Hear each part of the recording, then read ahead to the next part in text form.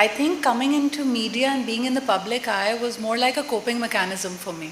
I was a very shy kid, and every time I would be on stage, for example, at Beacon House, doing the annual concerts, or even later on being in the public eye, it was my way to find my bearing, to feel grounded and like I belonged. And for most of my life, I've struggled with feeling, like an outsider. And even in media, initially, I was advised to dress a certain way, to speak a certain way. I initially started with business journalism and politics. So the requirement at that time was, okay, you've got to be somebody who's hard-hitting, ask difficult questions, be serious, be as if you're going to take no nonsense. And from my core of being a polite, okay, I'll let you speak, that was, a far cry from that. So when I look back, I think even in media, I've spent 12 plus years. The first 4 or 5 years was just trying to see, okay, who am I as a person? What am I projecting to the world? And for the initial phase, it was like a put on.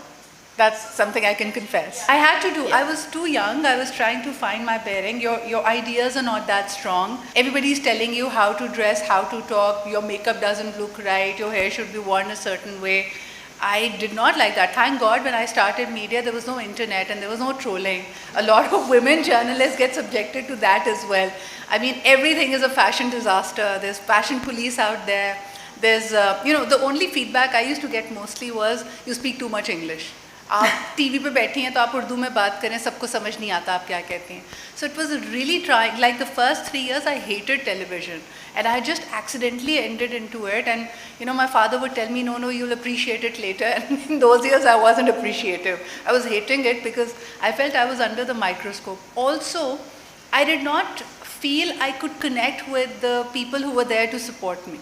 It was mostly in my head, but I was the only MBA and everybody else had either studied creative arts or they thought that they belonged to the creative field. So I felt like this sore thumb sticking out, the odd one out who wants to talk politics and economics and is too idealistic, and it was tough initially.